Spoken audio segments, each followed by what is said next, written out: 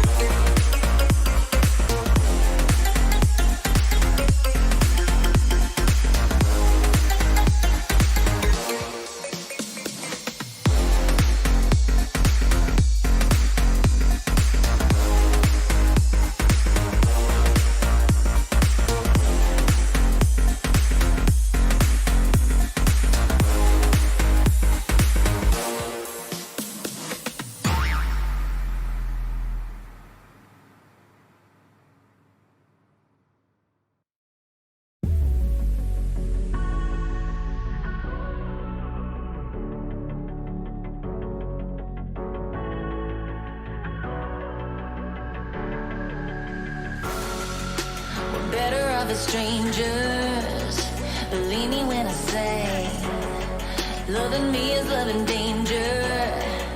Your heart is bound to break. I walk alone in the night, neath the pale moon. Loving's for the fools. Baby, beware of my body. I'm alone, I'm alone, I'm a lone wolf. I'm a lone wolf. I'm a lone wolf. I'm a lone wolf. I'm a lone wolf. I'm a lone wolf. I'm a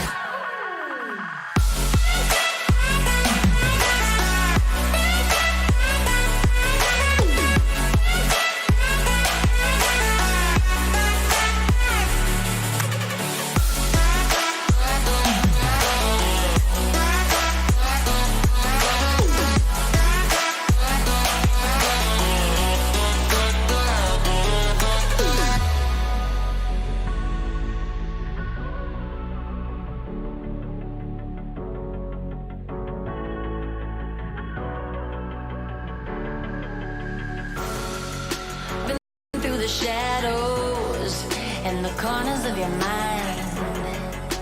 I go where the wind blows. I run but I don't hide. I hear the call of the wild, whispering the name. No, I can't be tamed. My heart belongs to the night. I'm alone, I'm alone, I'm a lone wolf. I'm a lone wolf. I'm a lone wolf. I'm a lone wolf. I'm a lone wolf. I'm a lone wolf. I'm a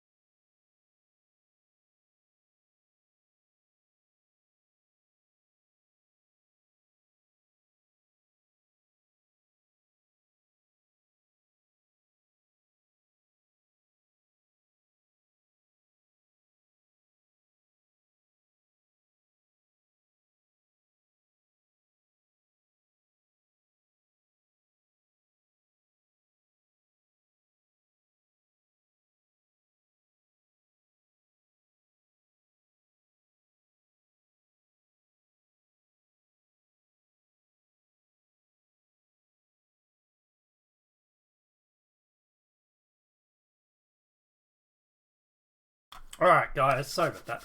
Sorry, I'm a little off today. I've got a splitting headache. So, let's do something that's non-polarizing and talk about abortions. I've taken some Advil or Panadol or whatever you want to call it, and hopefully that'll kick in sooner or later. Because otherwise that's the resort to smashing my head with a hammer. But let's jump into it. Let's kick off the news, as we say every day. And let's talk about... Well, okay, so obviously we're going to be talking about the abortion. And guys in chat who are celebrating it, it's not really a victory just yet, okay? It's still, they're going to challenge it. You know they're going to challenge it. So, but yeah, look, it's interesting, to say the least. It's interesting how the Democratic Party will go through and react when they go through and states push bans like this. But when it's their side doing it, it's not authoritarian. It's not, the end of the world. It's like, hey, we can go through and we can push, bans that allow abortions up to being born. But then when the other states go through and do the reverse, oh my God, it's the end of the world. But anyway, let's jump into that in a sec, because I want to talk about this, and this is something that I've just noticed, and this is actually from February 2nd. So it was a little while ago, and big shout out to Undoomed, who actually posted about this. Man hiding his face from police facial recognition test was fined from the cops for telling the cops to piss off. Alright, so I might actually record this one, because this is actually kind of important. So man hiding face from police facial recognition test fined for telling the cops to piss off. Yeah, can't blame him really, can you? On Thursday, Metropolitan Police trialled a face recognition system in the East London town of Romford. The technology led to 3 arrests, according to The Independent. One individual was fined after an altercation that reportedly stemmed from his response to the facial recognition technology. Flyers were placed in the area that warned people that the law enforcement was in the process of trialling the system. facial recognition cameras protruding from parked police vehicles in the area. The Metropolitan Police facial recognition system seeks out faces from public watch lists. Then officers are alerted to when there is a match. According to The Independent, law enforcement released a statement before the Rumford trial claiming anyone who declines to scan will not necessarily be viewed as suspicious until you then go through and decline to be scanned, and then you are now suspicious. They literally said... I'm going to play you this clip because this is what's infuriating about this shit, right? They say this crap. They say, no, we're not going to treat you as suspicious. But when they literally pull someone over and actually ask him 20 questions because he refused to be scanned, it's like, isn't that treating people as suspicious? Here, I've got it here. This is the video from the BBC, right?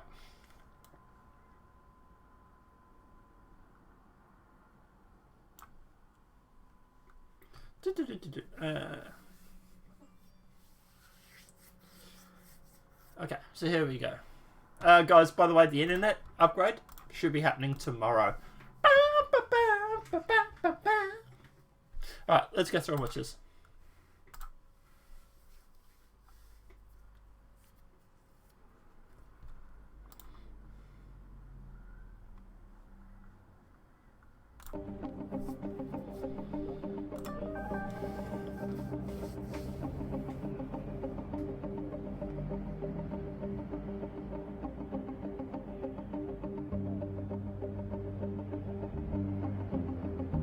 Don't cover my face, I cover my face. Don't push me over when I'm walking down the street.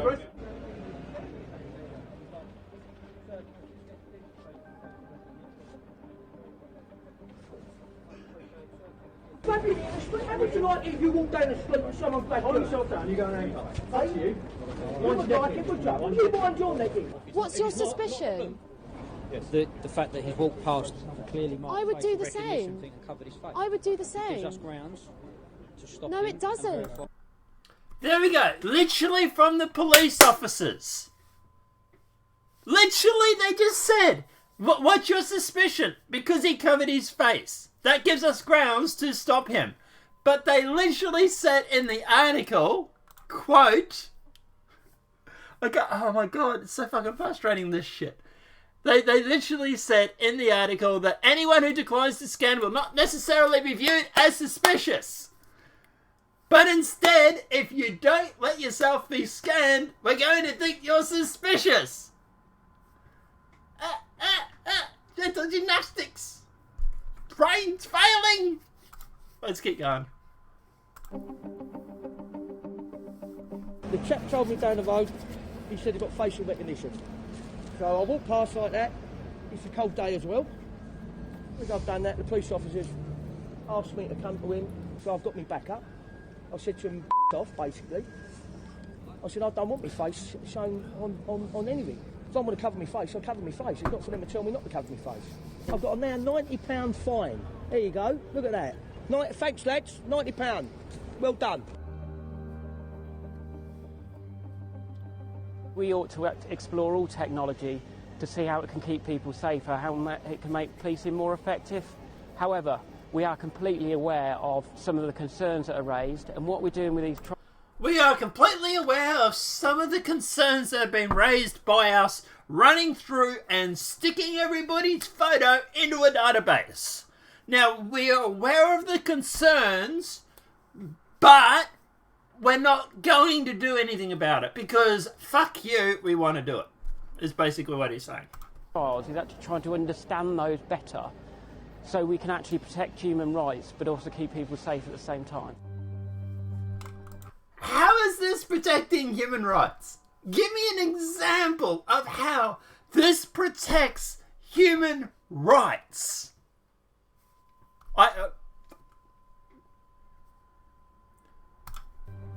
Okay.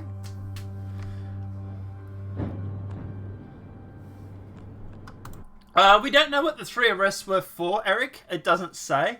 But there was one that was fined because he refused to show his face. Now, look, at the end of the day, and this is the problem that they'll go through and they'll say, look, we got 3 arrests on this day in particular. It works. We need to bring this out on a large scale. Everybody needs their face scanned. We need these vans all over the country to bring in a police state. To protect everybody.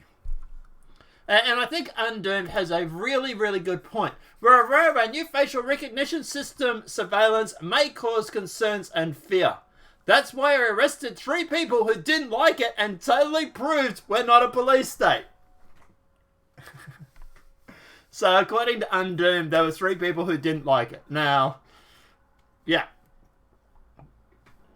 Alright, I don't know. I haven't seen the police arrest reports. I'm just taking his word for it. But yeah, it's like, holy shit! Like, if anybody needs any proof, the UK has gone off the rails and headed into a police state. And if you've been living under a rock for the past year or so, this is what we're talking about. This shit will be commonplace. And anybody that doesn't comply with the police state is going to get a £90 fine, apparently. Now, obviously, look, he shouldn't have told the cops to fuck off. But, to be honest, apparently they grabbed him and everything. Like, is anybody...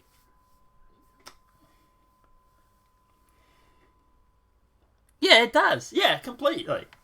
That's the whole idea. And... Sorry, Eric. Yeah, Undoomed says it's the 3 who didn't show their face. I don't know. Yeah, we don't know, to be honest. I'm going to err on the side of caution, just because yeah. But like I say, just assuming they weren't, I'm just going to assume that they were arrested for, like, assault batteries or whatever, just to sort of give the cops a little bit more proof, I suppose, a little bit more, I don't know. But yeah, I'm just going to assume that they were bad guys, so to speak. But that said, even if that's the argument, does the rest of us have to give up our rights to go through just so you can do your effing job? That there is a good... I'm going to play this. I want to play this speech from the movie V for Vendetta. It is a really, really good speech, and it really does highlight the UK at the moment, and this is going to cause us to get a copyright strike, but I don't give a shit.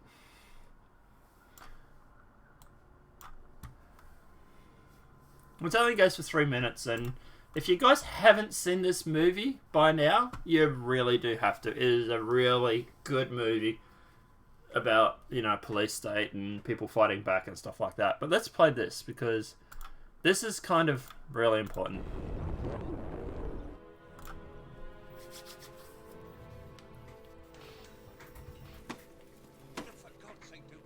Dad, what's wrong with the telly?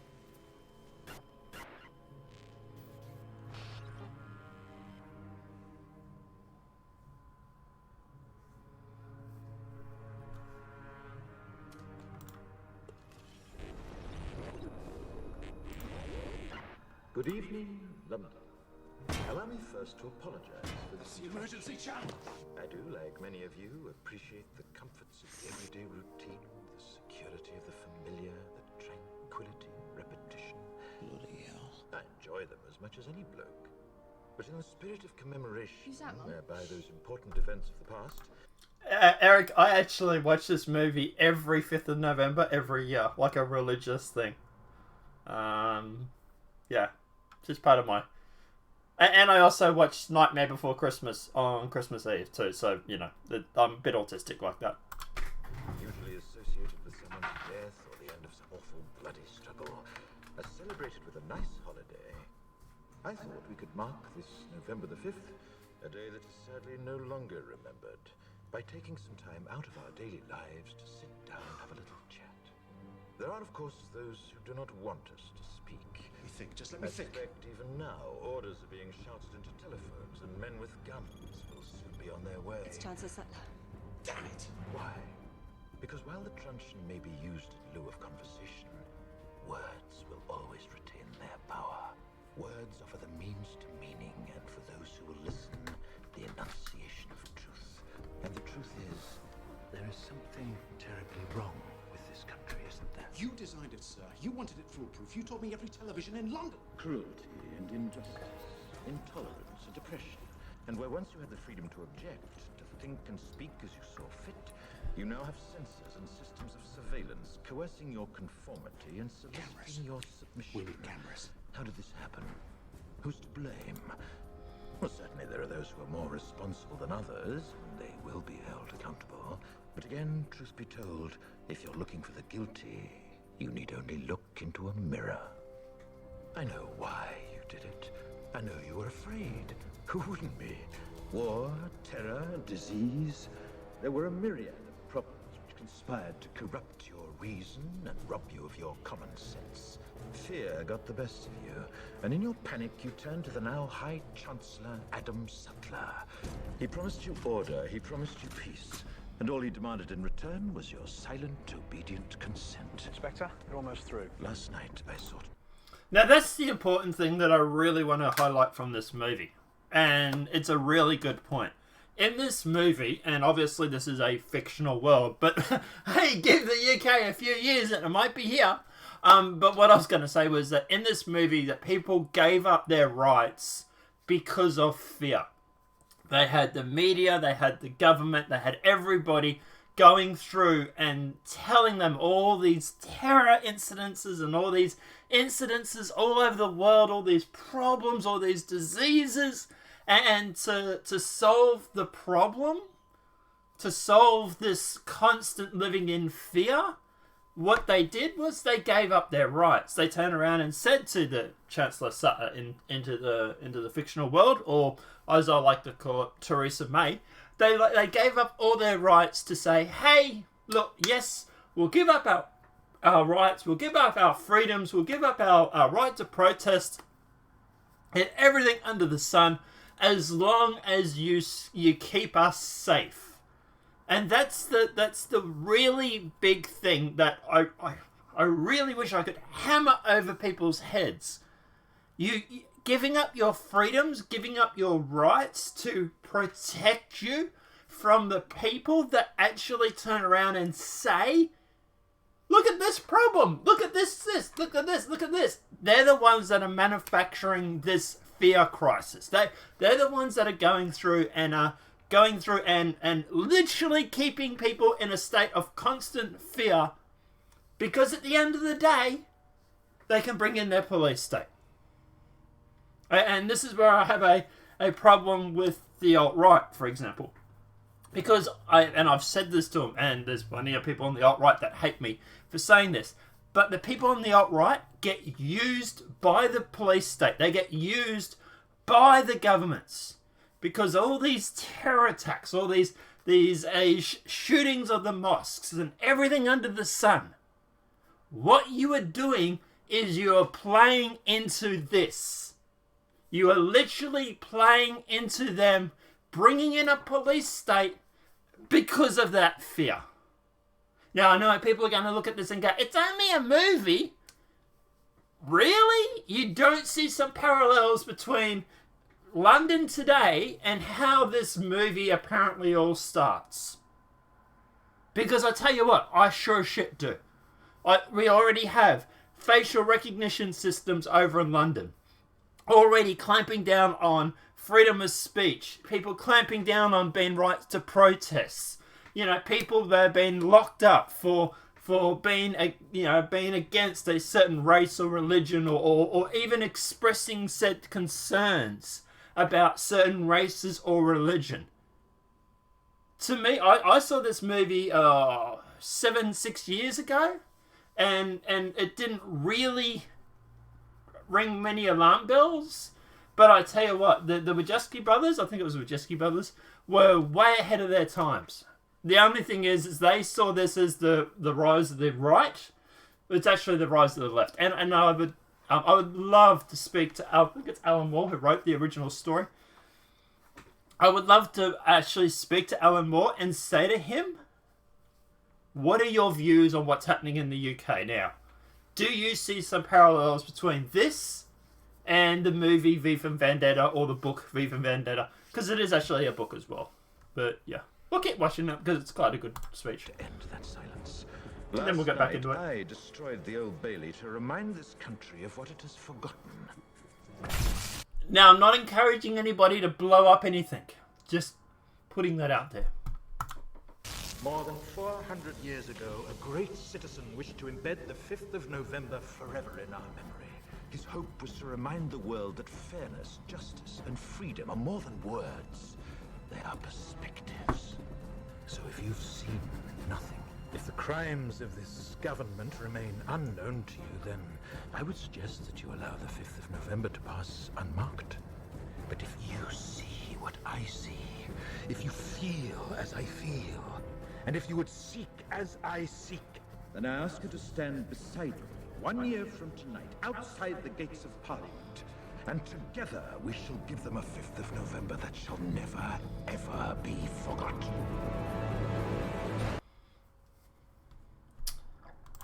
So, yeah, interesting movie. If you ever get the chance, go and watch it. It could be a precursor of things to come. Just saying that. But yeah, no, it's a really good movie, guys. And yeah, it really does highlight some of the situations that we are facing in this day and age. All right. But look, at the end of the day, yeah. As for this, I think this whole surveillance police state is absolutely insane. I think Undoomed wrapped it up pretty well here.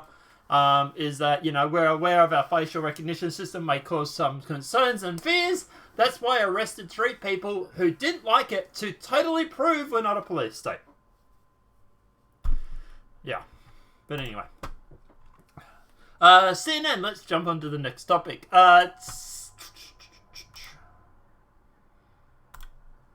Tackle white supremacy as terrorism, experts say. Really does depend on what you mean as white supremacy, doesn't it? Like, are you talking about, like, alt-right, for example, that go around and, like, some alt-right members who shoot up mosques and stuff like that? Or are you talking about people that believe that, like, look, for example, if I was to make the argument that black people are better at sports than white people, basketball, for example, running, speeding, jumping, that's not black supremacy. But if I was to turn around and go on about race or IQ, woo, getting a little toasty here. We get flying a little close to the sun on that one. It's kind of interesting how it's always one way, isn't it? Americans are being killed, murdered, not for what they have done, but the wrong place at the wrong time.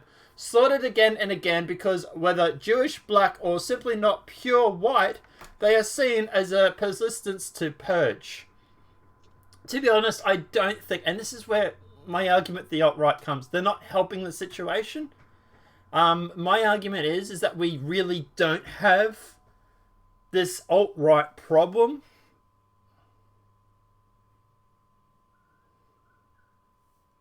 And those that are punishing for the police state would love to see America that is said that state.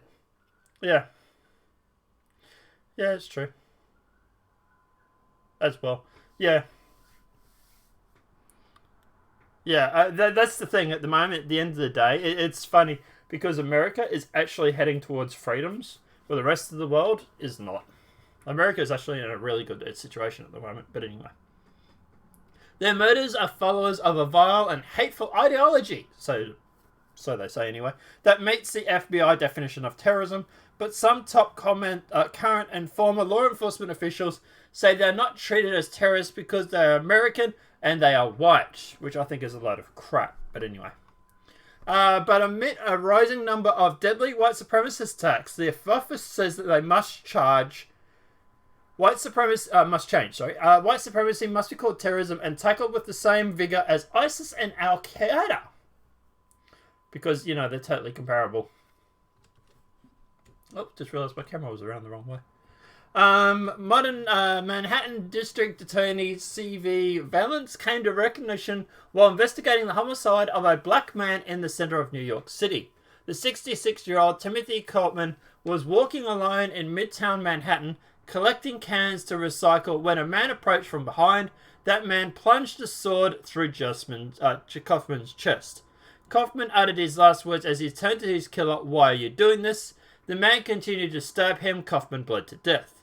The answer to Kaufman's questions would soon become clear. His killer, James Jackson, had come to New York from Maryland with a plan to start a race war. Okay. This is more than murder, Vance decided. It was more than a hate crime. It was the targeting of a black man with the aspirations of driving races to keep each other. I never even heard about this, to be honest. So let me go through and check this out. So, what do we have on this Jackson? James Jackson.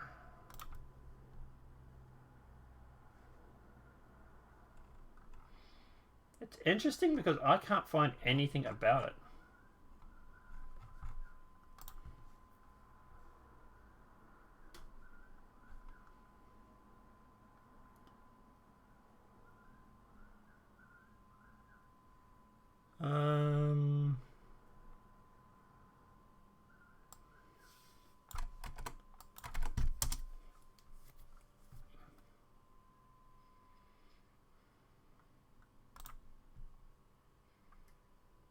Okay, yeah, so it was done by a white supremacist.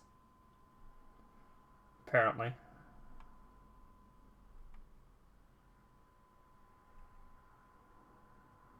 It's funny because all the articles I can find about this are only recent.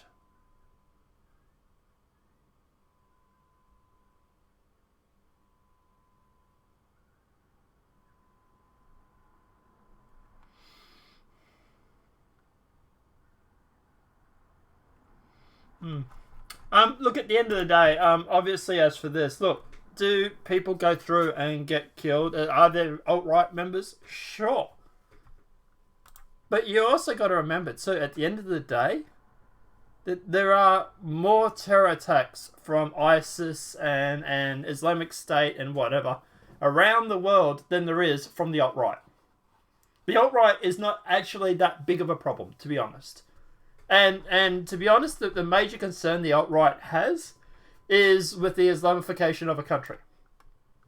If that was to stop, which a lot of people are actually supporting, a lot of the alt-right would lose their sales, would lose their win in their sales. Because that's the main reason why. Also, there's a report too that's gone through and said that if you go through and start putting people in echo chambers by banning and censoring people on Facebook and whatnot, that at the end of the day, this causes extremism. Why are we getting a rise in extremism? Because you keep censoring people more and more every year. But we just need to censor more and more people every year because that way we can create more extremism. Like, it's literally a circle. It's circular logic. It really, really is. Look, am I worried about the alt-right? No, to be honest, no. I'm not. Because generally I find that they're not going to get power. And the people will never vote in the alt-right. Now, that said, because it's an unpopular opinion.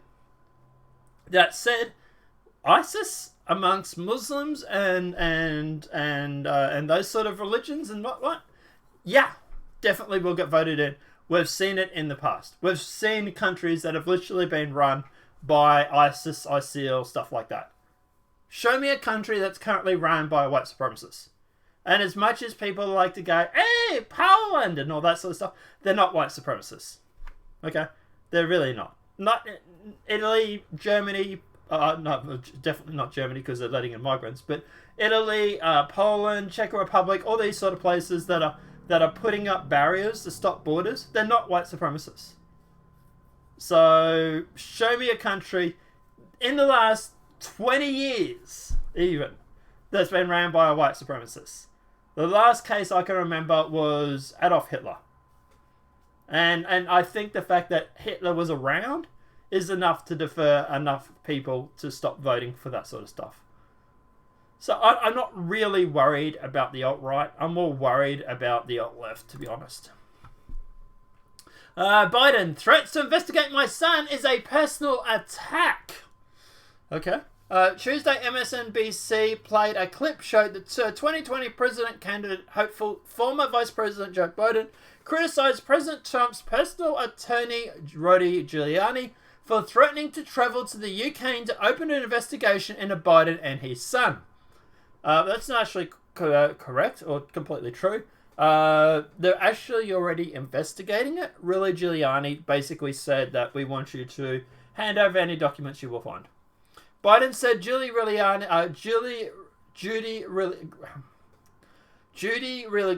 you know who, is hard for me to comment. Sorry. Biden said, Rudy Giuliani, it's hard for me to comment on Rudy Giuliani. I don't think it'll be because of my Irish may come up. It's a personal attack? What the fuck is he going on about? I expect that from Rudy Giuliani and the president. It's not been one cylinder of evidence that my son ever interfered, ever asked me for anything, I ever got involved in anything other than doing the job I was supposed to do, or that he contracted anybody in America government. So I'm proud of him, and I think that's the way these guys play. Just say Rudy. Thanks. Thanks, Eric. But yeah, look, at the end of the day, I do find this really, really weird. If you go through and investigate my son, it's a personal attack. Mind you, my son, there's never been any evidence of him being able to do anything, so don't investigate him. Okay? But don't we generally have to investigate things to find if there's been any evidence? Isn't this the argument that the Democrats used with Trump? Well, we don't know if Trump is colluding with Russia. We need to investigate by sending someone into his campaign and to spy on him. And then obviously after that, then, oh, look, we got all this dossier and fake information. Can you imagine if Trump does that? Like, can you imagine if Trump goes through and buys fake information on Biden, for example, that claims that his son is a Ukraine spy, or whatever it may be, or working with the Ukraine government, and actually uses that fake information to launch a Pfizer arrest warrant, or a Pfizer investigation warrant.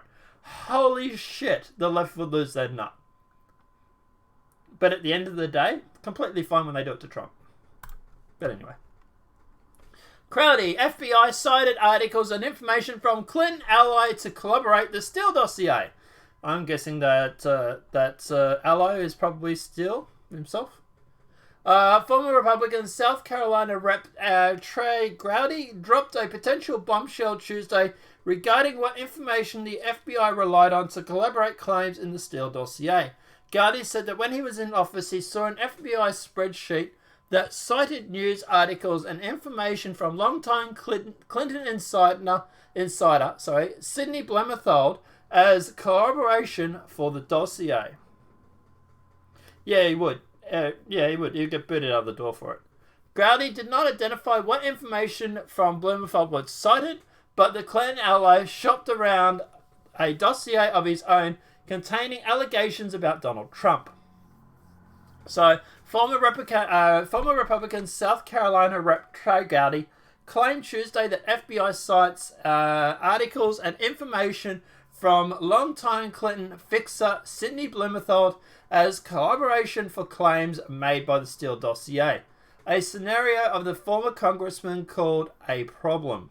In an interview with Fox News, Martha McKinnon, Gowdy says that he was still in Congress.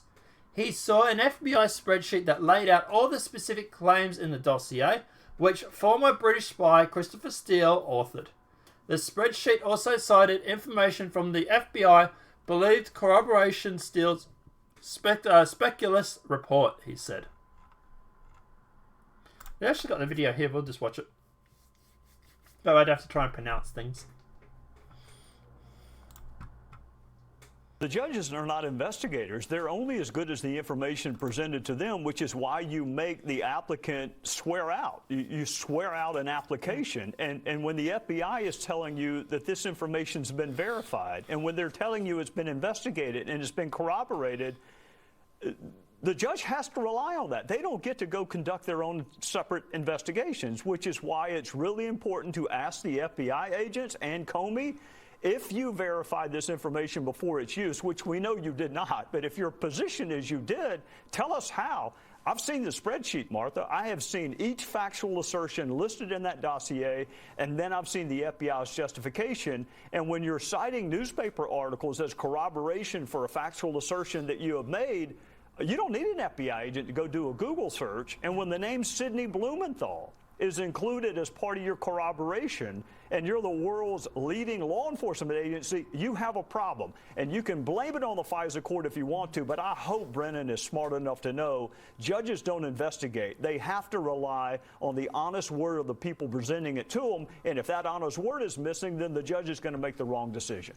All right.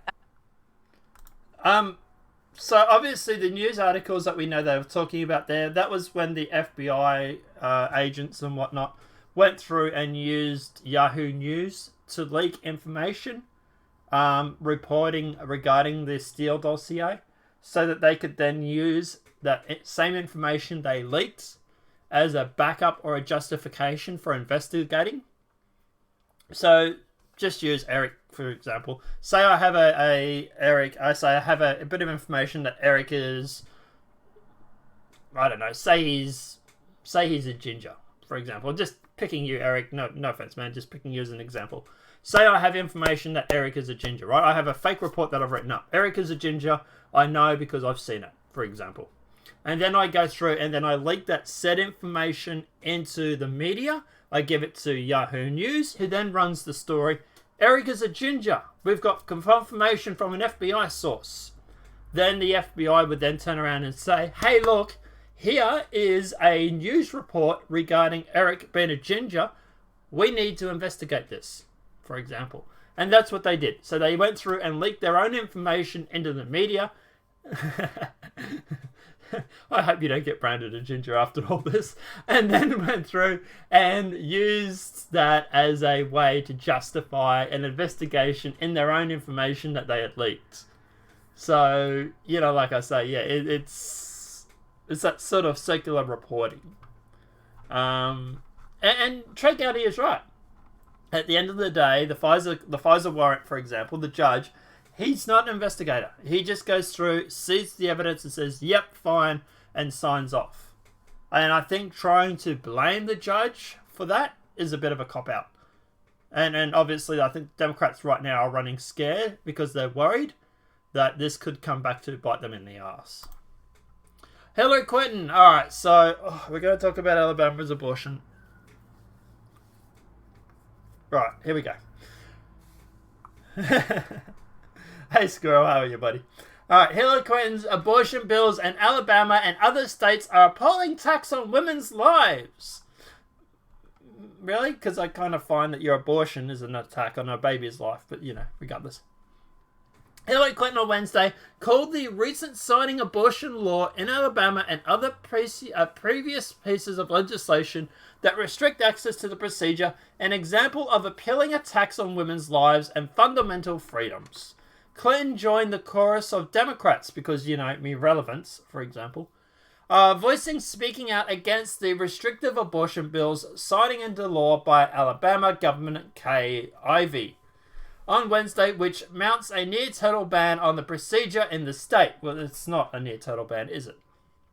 Clinton lumps the bill with the recent passed legislation in other states aiming to limit access to abortion. So they're only limiting access to abortion, but it's a near-total ban. Interesting. Abortion bans in Alabama, Georgia, Ohio, Connecticut, and Mississippi are appalling attacks on women's lives and fundamental freedoms. Women's rights are human rights. We will not go back, Clinton tweeted, echoing her 1995 speech at the United Nations Fourth World Conference on Women. I have brown hair, actually. Yeah, I was just using an example.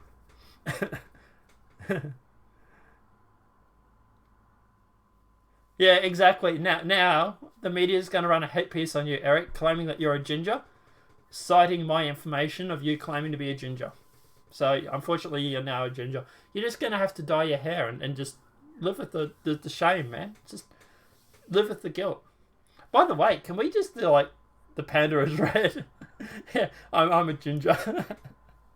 Can we just give, like, props out to, like, hot ginger women? Like, hot women that are like redheads. Like, I don't know about you guys, but like a redheaded chick. There was a chick, I was walking around the supermarket the other day, and there was a chick with red hair. She was pale, like dead set. She was probably a vampire. But shouldn't joke about gingers, should I? But like I say, but at the end of the day, like she was just like, god damn, like God broke the mold when he made her. She was beautiful. Unfortunately, she had a big boyfriend that was standing next to her, and he kind of got a bit pissed off with me, pervinator. So I kind of left real quick. But yeah, this guy was like 6'4", which is roughly around my height, and it was like twice the size of me, and I'm like, yeah, I can sort of see why you're hooking up with him. But anyway, but goddamn, redheaded women, gingers. Oh. But look, at the end of the day, as for the bill, look, obviously this is not going to be the first time we talk about it, but I heard somewhere before, if you want fireworks in bed, you get yourself a redhead. That is true. I don't know if she was a natural redhead or if it was dyed red. You know, the carpet didn't match the drapes. But yeah, I've actually heard that. I've heard that the redheads are really good in the bed. Yeah. So yeah, apparently that's that whole fiery attitude sort of thing. But yeah. Alabama doctors who perform abortions, I tell you what, I'll go out and pick up a redhead and we'll find out, and I'll do a case study for you guys. I'll take one for the team. Alabama doctors who perform abortions could face up to 99 years in prison. The same as a rapist and murderers. Well, technically they are murdering, but anyway. Under an Alabama bill that was just sent to the governor's desk, doctors who perform abortions will be the same eyes as the rapists and murderers. The most restrictive abortion law in nation, it outs nearly all instances of the procedure except for when necessary to prevent serious health risks to a mother or life of the unborn child, has a lethal autonomy.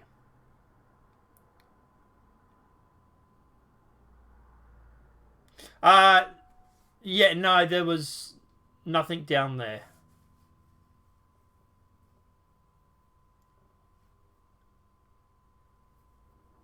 I will admit that redheads are crazy. Yes. I did know a redhead, and she was a little bit crazy. I never got into the bed though, so I can't. Yeah. No, there was no carpet. It was a tiled floor, so to speak. Very smooth. But anyway, any physician who's contacted or performing abortion in the state would be a Class A felon, the highest in level in Alabama. The maximum sentence or minimum sentence for a Class A felon is 10 years, but it can go as high as 99 years in prison. Now, obviously, this is CNN that's reporting that, so take that as the grain of salt. Alabama governor signed restrictive abortion law into law as ACLU vows to sue. So already we're having them pushing back on this already. No, that's fine. That's all fine, man. Republican Kay Ivan, by the way, who is female. So, you know, it's funny that, isn't it? Signed the controversial Alabama abortion bill into law Wednesday. The law will make it nearly all abortions the same in the state legal and make performing one a felony, punishable by up to 99 years in prison unless a mother's health is at risk. With no exceptions for impregnated by rapist or incest. I'm pretty sure it's still the 6 weeks, isn't it?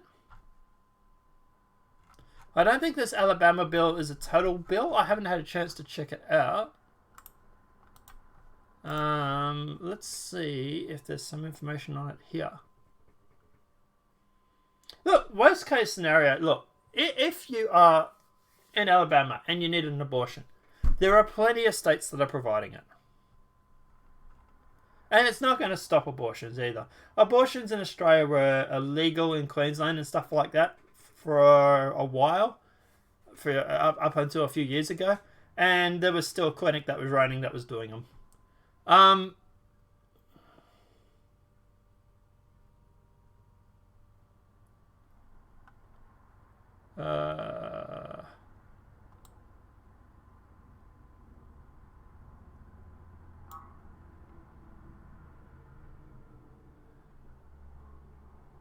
Trying to find. So I'm not sure if this is the heart rate bill or.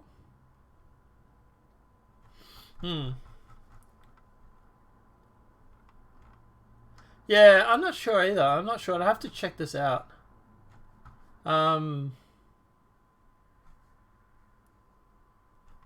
Yeah. Look, obviously at the end of the day, I think women should be able to have rights to abortion when it comes to rape, incest, stuff like that. I'm sure they're not going to stop abortions altogether, but one would hope that bill would slow them down, and that'd be a good start. And that's what I think. Look, at the end of the day, if the Democrats had been happy about abortions being done on rape victims and people incest and where it causes, and this obviously does allow for like health concerns to the mother or the baby, then people would have been stopped at that. People would have been fine with that.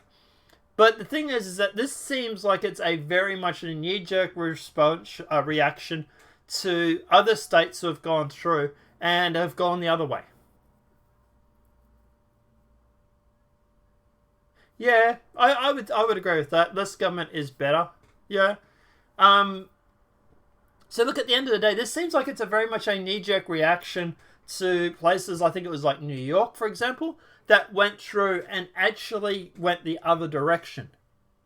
And it seems like it's only after that happened that places like this are like, well, if you're going to allow abortions up until and including baby being born, we're going to go through and push our own agenda. And if they had have been completely fine with the way it was and hadn't tried to keep pushing this abortion for everybody, then at the end of the day, like, yeah, I don't know. Look, I think Roe versus Wow, for example, it's sort of, they're going to use that to stop this and everything. I don't think this bill will pass. I really, really don't. It's going to get challenged in the courts.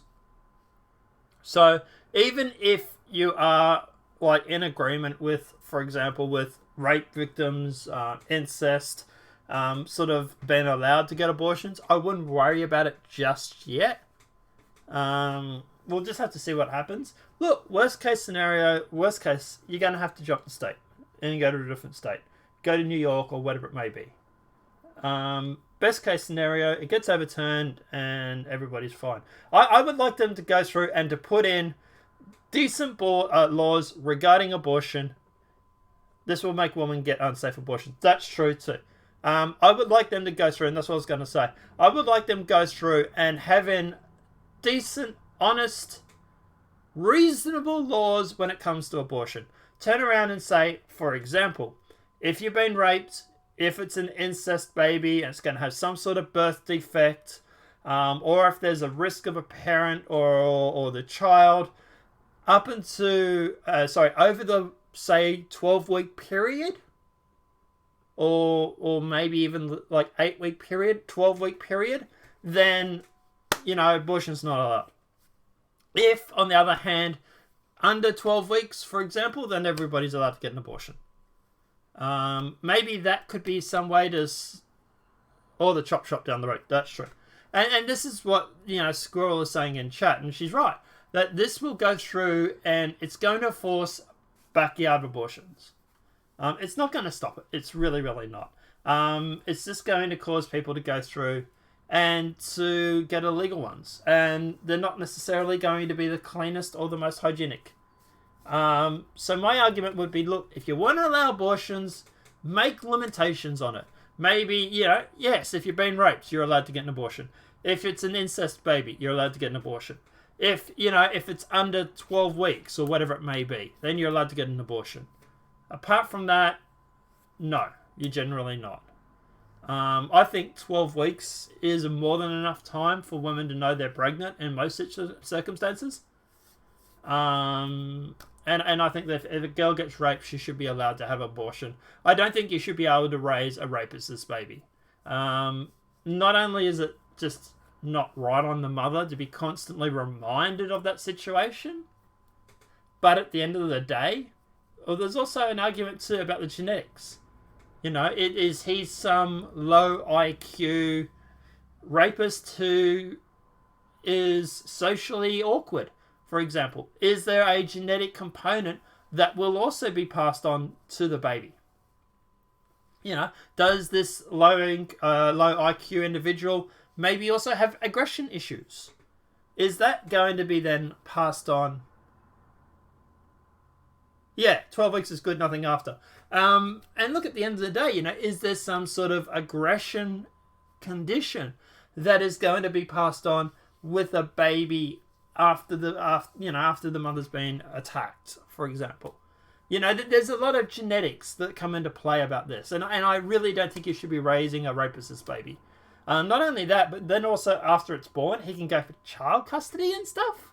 Or, like, shared visits. We've seen that over in some states as well. Like, it's really kind of concerning about this sort of stuff. So I would say decent, honest abortion laws is okay. But I do think that the left has gone too far. Yeah, I've started watching that movie regarding the Planned Parenthood woman. I've started watching it. It is pretty full on. If any woman has had an abortion, I would not recommend you. Yeah, I've started watching it. It is really full on. It is confronting.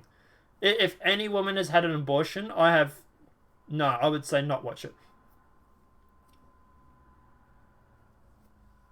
Oh, Eric, man, look, to be honest, Eric, no one's going to be chastised for having an opinion in here. I know there are people that disagree with me. Yeah, unplanned, yeah. I know what people...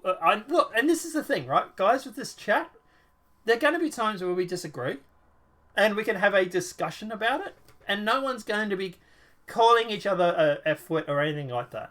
If you have a view on something, feel free to say it in the chat. I'm not going to chastise you, and I'll sure as shit shut up anybody who does. I don't want this to be a sort of place where we turn into the left, where everybody shuts down unpopular or dissenting opinions. So if you have an opinion and you want to share it and you feel... Do keep in mind it will be on the screen. People will be able to read it later. But apart from that, I have no problems with you sharing your opinion on abortions, Eric. Just be careful, Squirrel, because that movie is... It is really confronting. Like, yeah, it's pretty bad. They actually show an abortion happening, or a reenactment. I'm not sure if it's a real one or not, but a reenactment of what one is like, and it is really confronting. Okay. Everybody, Eric's going to share his opinion. While he's doing that, let's keep going. Personally, while I sympathise with rape and incest victims, those babies still didn't ask to be conceived. They shouldn't be punished for their lives snuffed out because their mothers were raped. That's true. That's true. There is that argument to be said, Eric. But, but do you want the mother... Like, my argument is that do you think the mother is going to love that baby 100%? If it was a baby that was raped, like, for example, getting past the whole point that it's going to be a single mother. Because it's not like she's going to date the rapist, although some women these days, you don't know. But what I was going to say was, yeah. But like I was going to say, but at the end of the day, do you think that a baby that's born in that situation would be loved and cared for like any other baby would be? Or do you think there's always going to be some resentment? And to me, that's a dangerous... Yeah, it's like... But that's my problem with it as well, is like, how does the mother treat this baby when it's a constant reminder of the attack and situation? But... Why can't I see his comment in chat? I don't know. Why can't you see Eric's comment in chat? I can. Let me see if it come up on the screen. I can see he's on the screen. So, yeah. if they don't want anything with the baby, I don't see why adoption can't be an option. True, that is an option. But then also, what about the genetic component?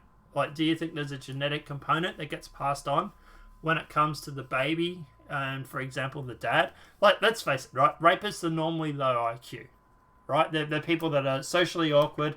They're sexually frustrated. They have Eric, I mean. Okay. Yeah, I don't know why you can't see his comment. Have you blocked him? Maybe? I don't know. Did you block Eric? But like I say, yeah, normally rapists are low IQ, socially awkward. There's like a string of traits, for example. Do you think there is a genetic component that will be passed on? Oh, okay. I have no idea. Do you think that there is a genetic component, Eric, that gets passed on from father to the kid? Is that going to cause people to continue to this cycle of aggression, maybe? I don't know, Squirrel. I don't know why you can't see him. I don't know. Yeah. Anyway, let's keep going. I've read out what he said anyway, so even if you... Yeah.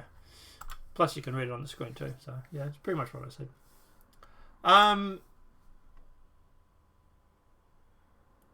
Yeah, exactly. I don't think he would block anyone either. I don't know. Maybe because... Although I can see it in chat. Oh, I know why. Scroll up the top where it says top chat, I think it is. Top comment, top chat. Change that to live chat. And see if that actually changes it for you. Top chat brings up a filtered list of what people say. And it might have been enough for that to trigger the bot or something like, or the YouTube to block the comment from, top chat. All right. So Alabama Senate passes bill banning nearly all abortions. Outlet government Ainsworth on abortion ban. My message for the national media is Alabama.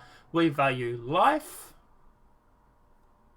I agree with you, Eric. Adoption is always an option. True, but what about Nicola, for example, like the genetic component? Do you think that's a thing? Do you think that cycle of socially awkwardness? Ah, cool. No worries. Yeah. Yeah, big guys, be careful with that top chat because it filters out some of the comments. I don't know how to turn it off on default. On Wednesday, after the Alabama Senate passed one of the nation's strictest abortion bans, Alabama Governor Will Ainsworth defended the legislation despite this sudden onslaught of national media criticism. During an appearance on Birmingham AL Radio Talk 99.5, Matt and Amy's show, Ainsworth was steadfast in his support for the bill. He explained that in the fight to defend this, he said he was a recognition that a child was in the womb was a life. That's true, and that is true too.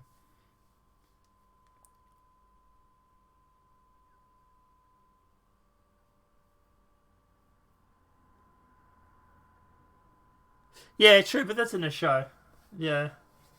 I do know that show, actually. Yeah, true. And look, I'm not saying it's going to be every situation, and obviously, I think it's around 80-20. 20% is around the environment, 80% environment, 20% genetic, I believe it is. So, look, at the end of the day, just because your father is aggressive doesn't necessarily mean you're going to grow up to be aggressive. Yeah. I was actually thinking about doing a video on beta cucks and how the Western male has been bulled or castrated. I was going to say that through social implications, through social what do you call it? Engineering. Social engineering, that the Western male has actually been denutted. And that they're causing people to become beta cucks, which is also causing things like rape and that to be a thing. I think everybody or I think, like, for example, girls and then guys, I think guys at school should be taught, like, not necessarily alpha technologies or alpha teachings or anything like that, but to be taught, like, how to be a man and how to stand up for themselves. I think that, you know, and I think this sort of male camaraderie that we've lost needs to come back. You know, like, mates going to the gym to work out sort of thing. And I don't want to turn into a roid head or anything like that before the media goes through and blands it the way they will. But I think at the end of the day that males need to be, I don't want to say retaught, but we need to get back in touch with our masculinity. Like when I was growing up and early 20s and whatnot, I was like that because that's what I thought that women wanted. That this whole misconception that women want these good guys and all this sort of shit. You know, like when you get later in life, you realize it's a complete load of crap. You know, at the end of the day, I was watching a video, and they turned around and they said, and I'm exposing my YouTube search results here. But I was watching a video where, because I've been looking up this sort of like how to be alpha and the downfall of alpha males and stuff in society and stuff like that, because I thought about making a video on it. Plus, it's always good for guys to watch. And I was watching a video where one of the guys turns around and says that if you want a woman, if you want to get laid every day, do cocaine and do drugs and have tats. Because women love that sort of shit. Most women, anyway. But at the end of the day, you'll probably be dead by the time you're 40. But if you want to go out and pick up every day and take take a woman to bed every night, for example, a different girl to bed every night, become a drug dealer. Do cocaine, do blow, do drugs, have wild parties. You'll be dead by the time you're 40. But you will have a different girl in your bed every night. Which is true. But that said, there's nothing stopping the regular guy out there from adopting that confidence that these sort of men have into themselves so that they can become more alpha. So you don't necessarily need to go through and to do the drugs and to do the wild parties and everything. Well, the wild parties is obviously fun, but do the drugs and stuff like that to become alpha. You can sort of take that confidence and put that into your life to improve your standing with girls. And you're probably wondering, how do we get onto this? That said, if guys would start doing that and guys would start becoming more alpha and becoming more masculine, we then would probably have less rapes. But, you know. But anyway, let's keep going because we're going way off on a tangent. 25 Republicans, all white men, just voted on banning an abortion in Alabama.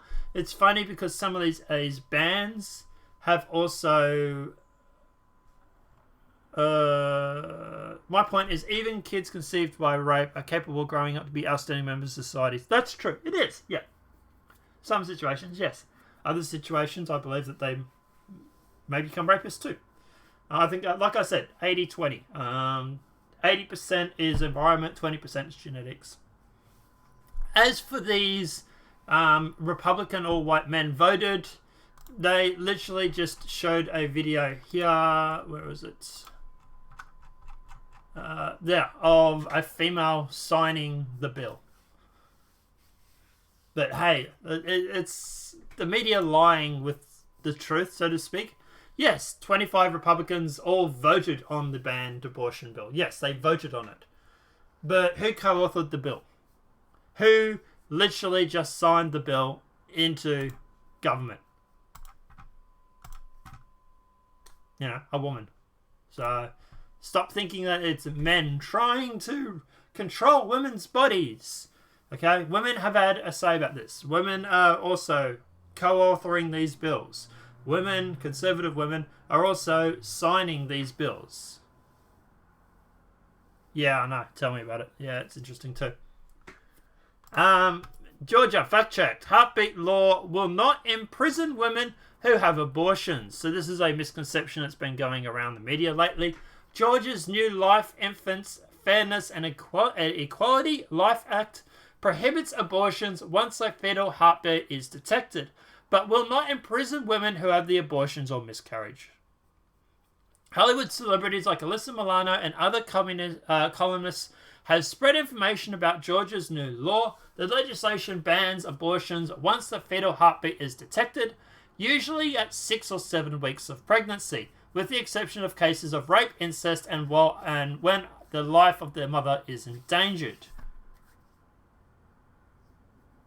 Now, look, at the end of the day, I would say, look, obviously the 6 or 7 weeks is tight, but at least it's there, and I agree with all the other exceptions. I think in rape, incest, or life of the mother or child, I would like this Georgia bill. I'd say, okay, 7 weeks, 6 or 7 weeks, okay, maybe. You just go through and make sure you're not pregnant once a month. You do a pregnancy test. It's what me and my ex used to do. So, yeah. Actress Melina Jovovich speaks out on her horrific abortion. This is actually kind of an interesting story. So she goes through here and she talks about her previous experience receiving one. It said about 2.5 years ago, I was 4.5 months pregnant and on a shoot in a location in Eastern Europe. I went into preterm labour and told that I had to be awake for the whole procedure.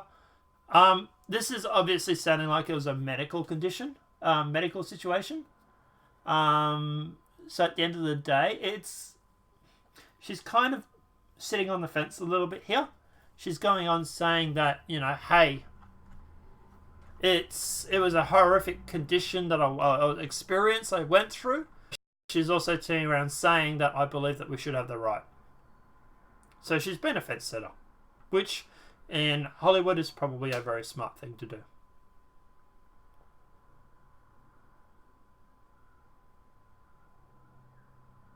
I don't know. Nicola, I would say yeah. I know girls out there that have literally hooked up with guys with like green eyes because they want a green eyes baby.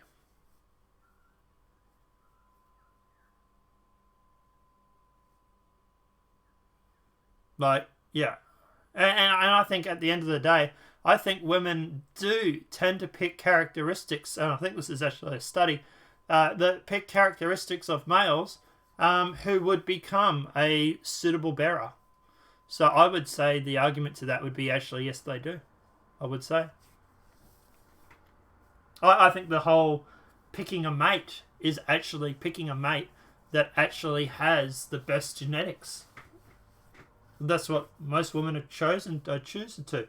You know, confidence is obviously something they look forward to because they have to be protected. So, yeah, I would say they were. They do.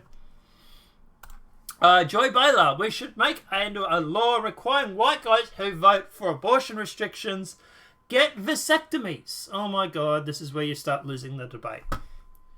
We do have the video, we're just going to play it for you now because it's just retarded. On the heels of Georgia becoming the 16th state to pass a heartbeat law, the Alabama Senate just passed an almost total ban on abortion, even in cases of rape and incest. It's a move that's specifically aimed at challenging Roe versus Wade. And Supreme Court Justice Stephen Breyer sent out what is an ominous warning that it may be possible. So, will they overturn it? Sonny? Oh. Take it as a lawyer. I think it will certainly reach the Supreme Court. Which I agree with. I think by the end of 2019, we'll see that abortion will be either severely restricted or illegal in about 20 states. But this has always been the plan. It's always been the plan, at least since, 1973? Yeah. To challenge Roe versus Wade. And remember, abortion is now not illegal, but the Supreme Court, even in 73, said that you could still restrict it once the fetus is viable. So there are restrictions that have been in place and can be in place, but completely overturning it, I think now is the first time since 1973, that it is possible. Can I show only you because of the 5 conservative justices Can we that are look on at a the court. picture of the panel of men who did this? In Alabama? There it is. Yeah. What do they have in common? Well, I think there weren't They're there all 4 men, women? all white There guys. weren't 4 women on there? Not here. oh boy. Someone's not going to be invited back onto this, are they? Holy shit. Let's rewind that. Weren't They're there all 4 men, women? all white There guys. weren't 4 women on there? Not here. They are, all white Yeah. guys. Maybe we should make it a law that they should all have in common. Well, I think weren't They're there all 4 men, women? all white There guys. weren't 4 women on there? Not here. They are, all white Yeah. guys. Maybe I noticed that these two, the Whoopi Goldberg and Joy Bailey or whatever, Baha, whatever, just ignored that statement. You know. Oh. maybe we should make it a law that they should all be required to get a vasectomy. That group in particular. That's completely stupid. So they're literally talking the example of, for example, they're saying, because you don't want a woman to have an abortion, we are now going to remove your right to even have a child in the first place. That would be like me turning around saying that any woman that votes for a pro-abortion bill should have a vasectomy. Or the female equivalent of it. Have her tubes tied. That would be the same thing as me saying that. Can you imagine if I said that on Twitter? Actually, I might say that earlier. I'll probably get banned if I did. But you imagine if I turned around and said that any woman that was pro-abortion deserves to have her tubes tied. Holy shit, they would lose their nut.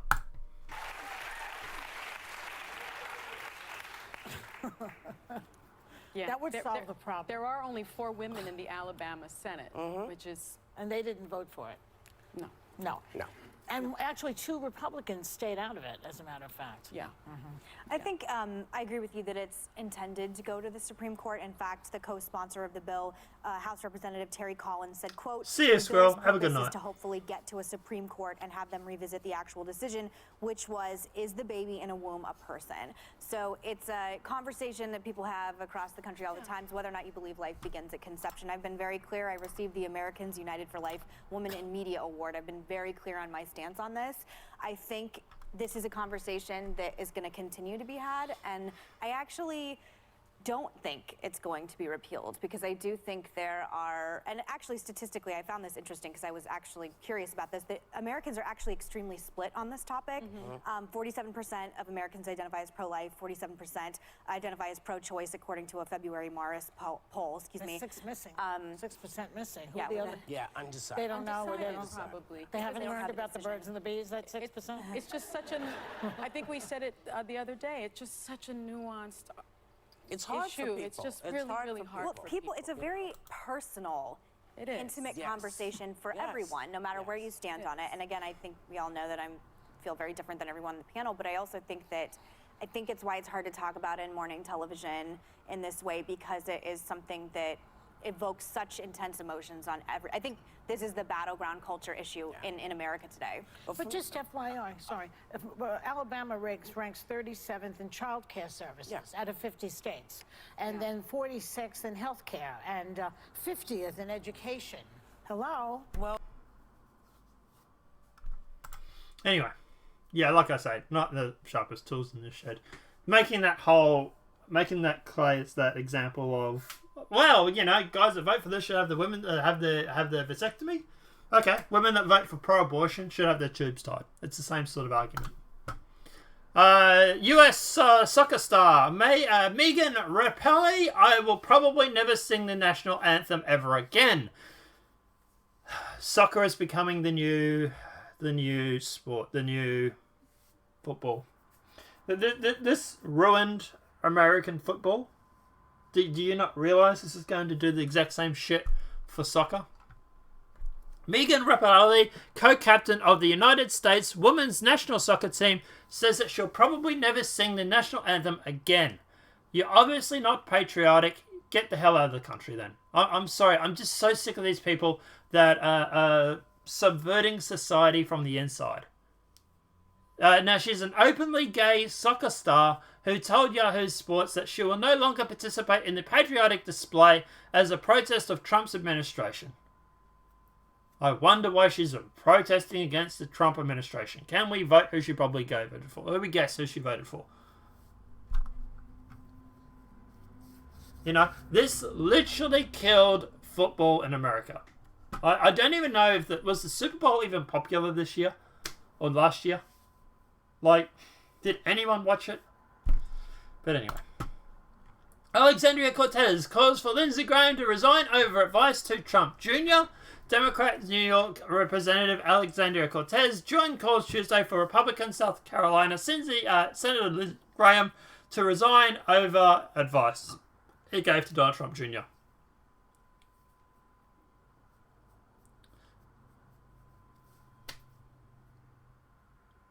Yeah, soccer is turning into the new football. Definitely. I would agree with that, Spiritual. Hi, by the way. Haven't seen you around. Welcome to the show. Survey. Only 2 in 15 Americans are aware of soaring levels of illegal immigration to the US.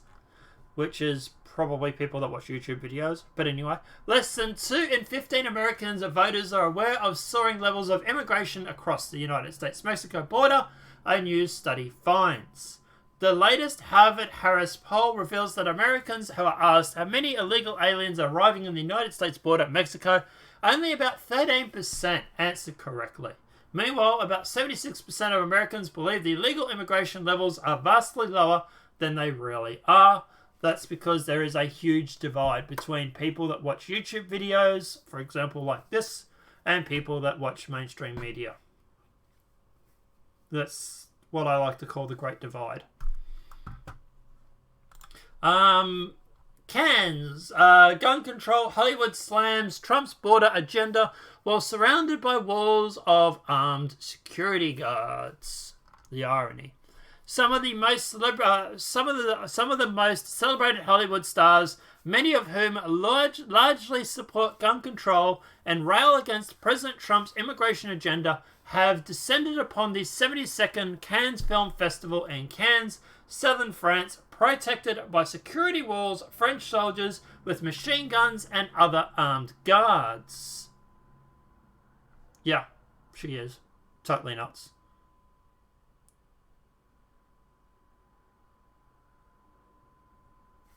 No worries. Enjoy the show, Spirit. Yeah, she is completely nuts, Nicola. I find this is absolutely insane. The people that will literally sit there and use the talking points about guns and violence, and we gotta stop violence. But you ask them and their guards to give up their guns, their bodyguards, and all of a sudden, oh no, we gotta have guns. You know, one rule for me, one rule for thee. But you know, Joe Biden, Second Amendment does not support your entitlement to own a gun. I'm pretty sure it does. Former Vice President Joe Biden admitted the Second Amendment exists, but stressed during his speech in New Hampshire on Tuesday that it does not say everyone is entitled to own a gun. Biden, who was taking the question at a small outdoor venue, added that, by the way, if you left the keys in your car down the street, it kind of comes along and, a kid comes along and jumps in it and takes off. You could be held liable civilly for that. So you own a gun, you put a damn trigger lock on it, put it in a case, you have an obligation. Look, do I think that guns should be left laying around the house? No, I think guns in safes and guns in safe and stuff like that is a good thing. Locking them up to stop kids playing with them is a good thing, right? But this is where it gets like into the abortion thing. At the end of the day, people that go through and that will advocate for gun control are never happy. This is the problem that the left has, right? They are never happy with any ground they make.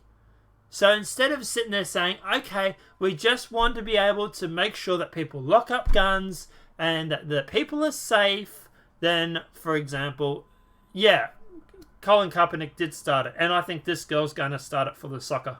But we'll kick that off in a sec.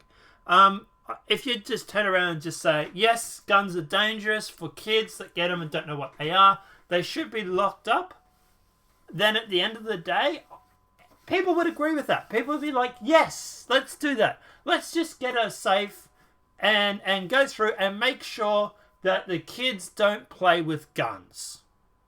But the thing is that the left is never happy with that. That then turns into a debate about, oh, but okay, now that we've got gun control where we're locking them up, now let's go through and start removing ones that we don't. And that's where they lose the argument. Because they turn around and they are never happy with what they get. They're constantly trying to get more and more and more. If the left had turned around and say, we just want to bring in gun control for example, locking it up in a safe, maybe do a background check, and apart from that, you can own any gun you want, with an exception, then everybody would be like, done. Yes! And then if they locked it for 100 years to say, this is the only gun laws we are bringing in for 100 frigging years, everybody would be happy, because even the Republicans want decent gun protection. They want to be able to lock their guns up in a safe and not have to worry about kids playing with them. But they run with it. They lose their marbles. They lose their mind. And then they go on about fucking start taking away all the guns. And they jump the shark on it. If they had to just stay at point one. Stay at gun safes, background checks. That's it. And lock it for 100 years. I fucking grew up firearms. I grew up around guns, farms, hunting, all this sort of stuff, right? And I'm in Australia. We lost our guns, trust me. And every time they've had 5, and this is the thing that America doesn't admit, they've had 5 revision of the gun bans that they brought in. So not only did they bring in the gun ban in the first situation, to ban in the semi-automatics and all that, they've had to revise it 5 times, making it tougher every single time because it doesn't stop the violence. A criminal, by definition, will break the law to get a frigging gun. All you do is you take away the law-abiding citizens' rights for guns.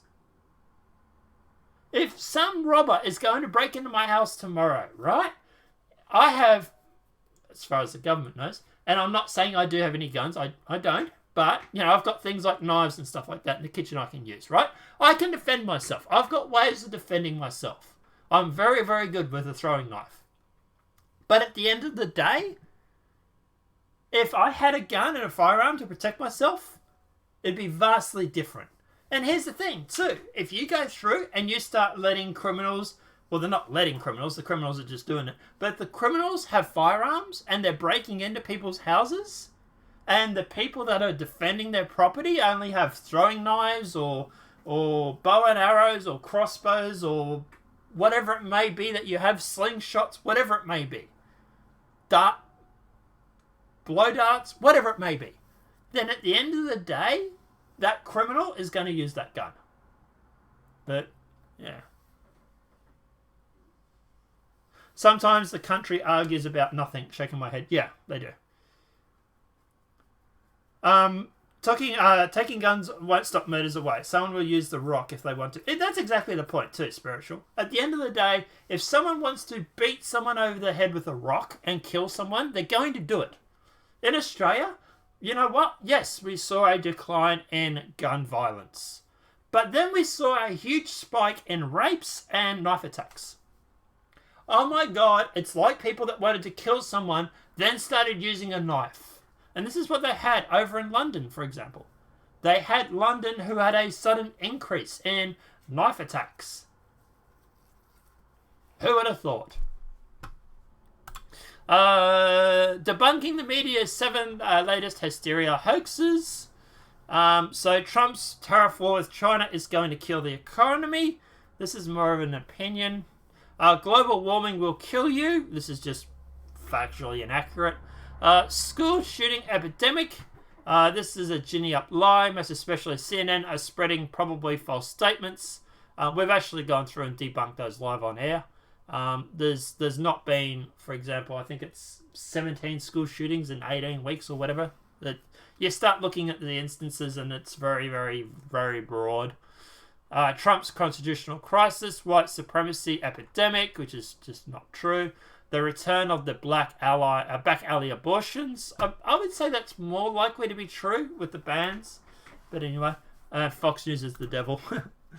So Scarborough says Trump does what no one else does, engage audience.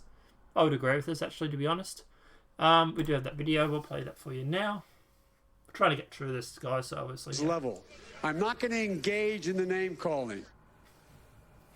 President Trump, on the other hand, makes no such promise. Of course he doesn't. Here he is yesterday during a speech highlighting energy infrastructure and economic growth in Louisiana, offering his analysis of some of his potential 2020 Democratic opponents. I got boot edge. I got them all. I got Beto. Beto's falling fast. What the hell happened? Remember about four weeks ago, he said, I was made for this. He was made for it. He was made to fall like a rock. What happened to him? But he's trying to restart his campaign. That generally doesn't work out too well. Political geniuses, when you have to restart your campaign, history has said that does not work out well, right? I don't know what the hell happened to Biden. What happened to him? I'm looking, I said, that doesn't look like the guy I knew. What happened to him? And Bernie, Bernie's crazy. Bernie's crazy. But Bernie's got a lot more energy than Biden, so you never know. So it's going to be one of these people. Pocahontas, I think, is probably out. Well, you got some beauties there. 350 million people, and that's the best we can do. I don't think so. Even as Democrats, I could pick better than that. Bad. Wow, we're talking through the soundbite because it's sort of interesting. Yeah, talking through the soundbite. Jim Van Dyke, a couple of weeks ago when Donald Trump said, I've got more vigor and vim than anybody. Right. Well, you know what? You look at a clip like that and he does. He just does. Let's just be blunt about Donald Trump. That guy can do on a campaign stage what nobody else can do. He can engage the audience. He can engage viewers despite the hateful rhetoric, despite everything else. You can see that guy is gearing up for 2020. And yes, Democrats, he's going to be hard to beat because he does look like he's about 20 years younger than a lot of Democratic candidates. There's no doubt that he's good box office and he's funny up on stage. I thought the more interesting thing was Biden. I think Trump is going to be hard to beat for 2020. I really do. I am not worried about America's future at all. I'm more worried about the UK and Australia. But we have an election on Saturday in Australia, and I'm going to put out a video Friday, guys, so yeah. It's not hateful, brother. It's the truth. Well, Bernie is crazy, isn't he? We're probably going to get into it here, but later on, next few stories, like AOC, for example, here it is here, joins Lindsey Graham to resign over Trump Jr. advice. AG Barr mucks Pelosi to face her. Start again. It's getting late. AG Barr mucks Pelosi to her face. Madam Speaker, did you bring your handcuffs? Attorney General William Barr mocked Speaker of the House Nancy Pelosi to her face in a fallen police officer's memorial gathering in Washington, D.C. on Wednesday, according to reports posted by Twitter by the reporters, including Politico's John Branson. Barr and other Trump administration's officials have been threatened with arrest for refusing demands by the Democrat-controlled House of Representatives for the unredacted Mueller report. Yeah, I love the way he talks too, Nicola. He is. Look, yes, he is a millionaire, billionaire, yes. But he is also very much an outsider. And that is what Trump's base loves. Trump's base loves the fact that he's an outsider. They don't want an establishment. So they don't want a deep state. And I think if he wins the next 4 years, we're going to see him go after the deep state in a big time. To quote Trump, they're going to go after him bigly. They're going to win bigly. Did you bring your handcuffs? ARG Bill ribs Pelosi about the contempt findings. Barr reportedly jabs at Pelosi. Madam Speaker, did you bring your handcuffs? I can't believe Barr actually said that. It's amazing.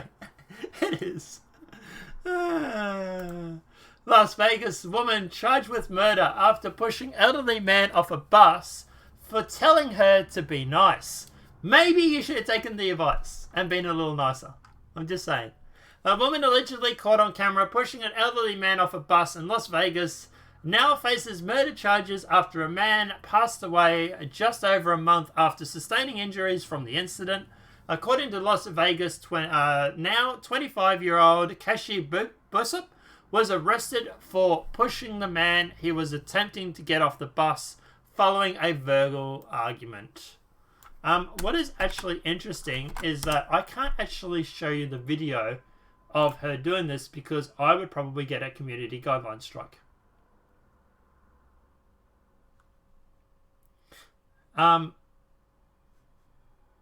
She is black. I believe he was white. I'm not saying race was the issue, but yeah. Like, this is what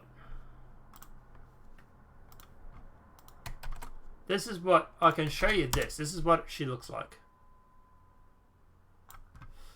So, she's definitely black. Look, at the end of the day, I find this kind of disgusting. The fact that she would actually go through and push this guy, who, by the way, is an elderly man. He was, yeah. Like, there's actually this photo here.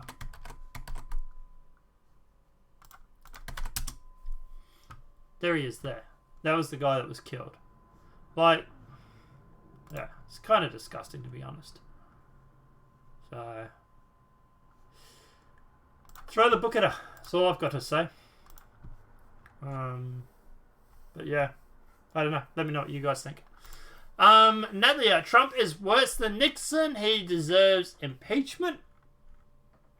While speaking to CNBC's John Humwood, House Judiciary Committee Chairman Representative Jerry Nadler proclaimed that President Trump was worse than former President Nixon and deserved impeachment. Okay, what's he worse about? I had the lunch the other day with Bill Cohen, who was a young Republican congressman during the Nixon impeachment proceedings. He said he thinks that Trump deserves impeachment and that when we're seeing it now from Trump is worse than Nixon ever did. Trump is what? Spied on people? Is that the argument now? No, that's projection. It was the Democrats who spied on Trump, remember? This just seems like it's some Republican who doesn't like Trump. Big shock. There are Republicans that don't like him. Normally people from the deep state. But anyway. Comey and Brennan appeared at odds over who pushed to include the dossier in intelligence report. This is interesting because I think it's them trying to throw each other under the bus. Despite as a dispute is emerging between former FBI Director James Comey and former CIA Director John Brennan over who pushed to include information from the Steele dossier in an Intelligence Committee asset from Russia meddling. Comey sent an email to the FBI staff in December 2016 indicating that Brennan wanted to include the dossier information, Fox News reported. A former CIA official is disputing that claim, telling Fox News that Comey wanted to cite the unverified Steele dossier. To me, this seems like it's more about them trying to push each other under the bus.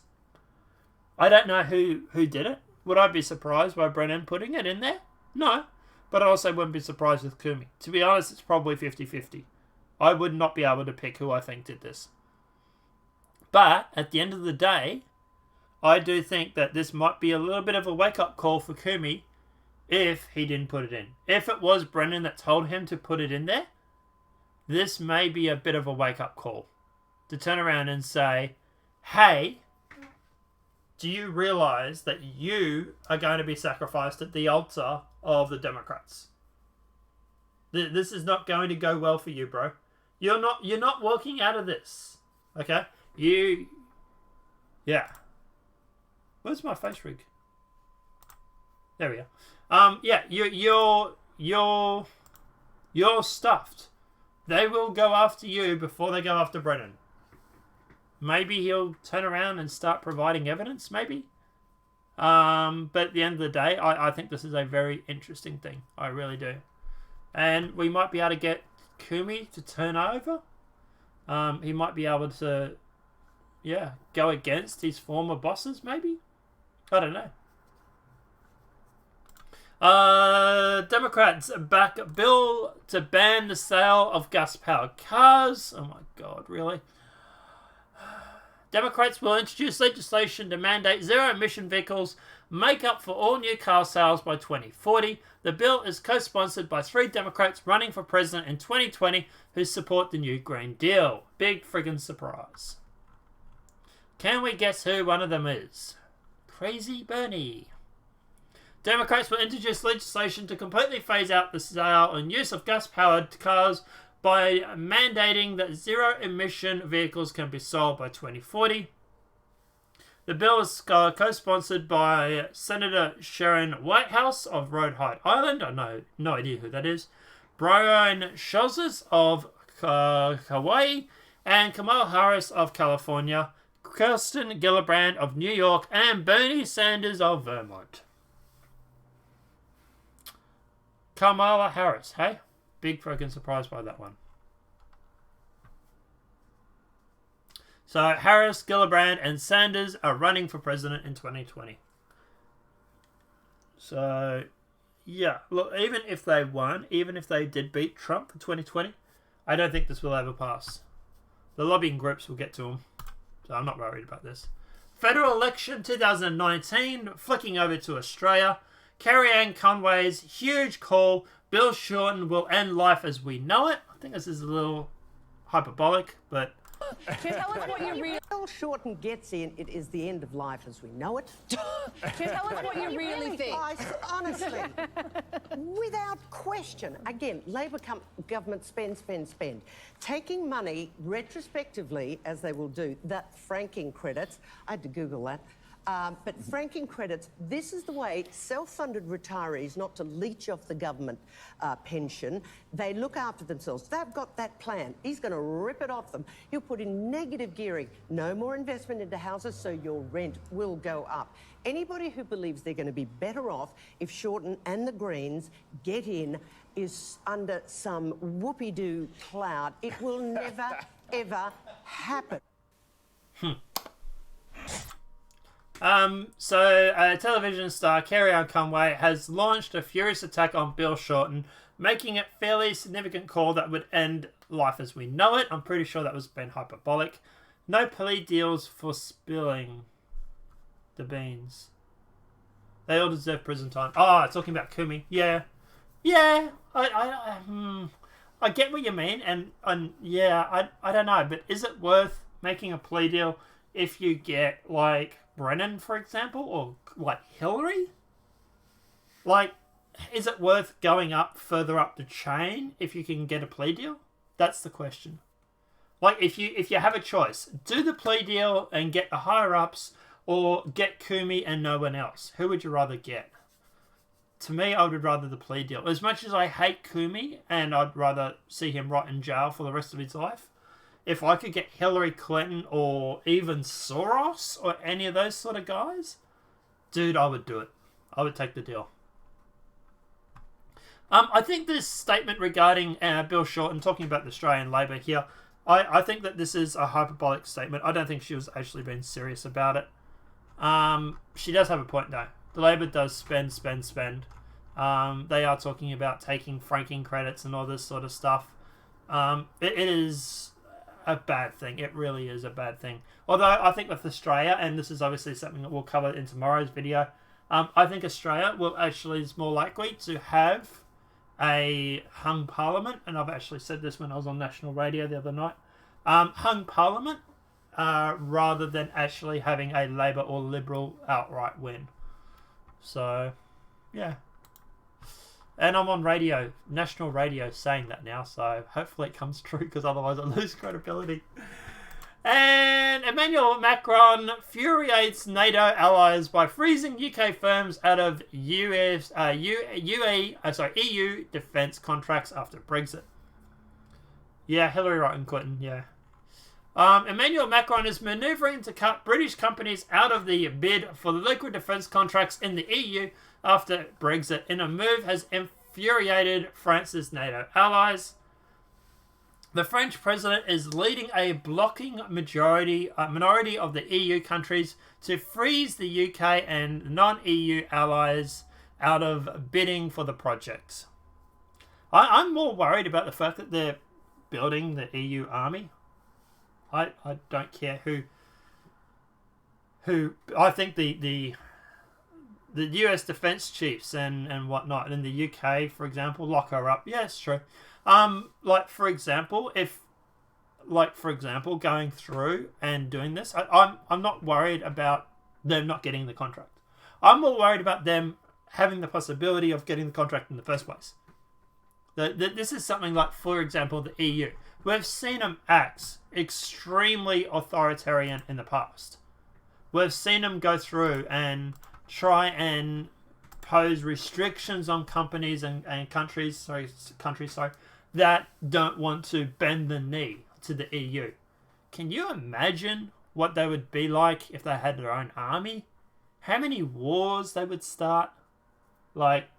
Because, Poland or Czech Republic or whatever, or Italy, doesn't want friggin' migrants. On the bright side, at least, though, I suppose it would cause people to leave the EU and the EU to collapse, but anyway. I don't know, guys, that's probably where we're going to leave it today. It's been a long show, and my headache is still here, so I'm going to go and have a shower, have something to eat, and hopefully get rid of this headache. My internet is supposedly being connected tomorrow. Now, I'm not sure if this is just them going through and actually connecting it to the street, or if this is them actually coming out and connecting it to the house. Hopefully it's the later, but even if it's the former, then the internet upgrade should happen a couple of days after that. So yes, I will be getting decent internet. Oh, thank God. No more Star Tetris or anything like that. Decent quality internet. I tell you, I was about ready to make a sacrificial altar and start sacrificing somebody to the altar to get me friggin' internet. But yeah, look, at the end of the day, it might as well be lock the Dems up at this point. Yeah, that's true. There is a lot of them in there. Soros is probably behind it. I know he funded the project. I think Jeff Bezos and all these guys would also be implicated if you could go higher enough. So, and look, obviously it would be a way to clean up the Democratic Party, I suppose. But look, as for the internet, look, yeah, supposedly tomorrow it's going to be happening. Some stage is going to be connected. I don't know if it's connecting it to the street, if it's connecting it to the house, if it's connecting it to whatever it may be. But yeah, obviously I will find out tomorrow, and I'm still doing tomorrow's show, hopefully, and I'm still hopefully doing Saturday's show, hopefully. But look, we'll just have to see. We'll just have to play it by ear. So I might actually put up the notification of the video or the live stream a lot earlier, like the event. I might put the event through like a good 9 hours before, just so you guys know. That's not going to really hurt though. That's not going to help, is it though? Because if they go through and start pulling the plug at 9 o'clock in the morning. Stay tuned to my Twitter account, guys. I'll let you just know if there's any problems. If there's not, then presume that I'm going to be on, because I plan to do the show anyway. So at the moment, it's planned show as usual for tomorrow and Saturday, unless I lose my internet. And that way I'll update Twitter. Okay, that's probably the best way to do it. Apart from that, guys, obviously the video's been helpful. Please smack that like button. If you're new to the channel, welcome and subscribe. Big shout out to everybody that has been here the whole time. I think Eric has been here the whole time. Holy shit, man, you're a legend. Everybody who came and listened during the course of the show, big shout out to all the regulars who are always here. Yeah, like you guys, obviously, without any of you guys here, the show would be very boring. So, big shout out to everybody who smacks that like button. Big shout out to everybody who shares the video. Everybody that tunes in and just listens to us prattle on for an hour show that seems to go for 2 hours every single time. I'm just going to think about changing it to a 2-hour show. Apart from that, guys, obviously, Nicola, these guys, welcome everybody. Welcome everybody that's new. Great show. Thanks, guys. Thanks. I do what I can. Thanks, Eric. And Nicola, obviously, welcome. Great show. Hope to catch the next one. Yeah, every morning, guys, at the same time. The times are down the bottom, running across the ticker on the screen right now. So that'll tell you actually when it is, when it's like Eastern time, Standard time, like Central time, stuff like that. But apart from that, guys, obviously, we will see you tomorrow and on Saturday, hopefully, internet preventing. Who knows? Maybe I'll have distant internet. Yay! Apart from that, guys, obviously, big shout out. Thanks, everybody, and I will see you guys tomorrow. Have a great night. Enjoy.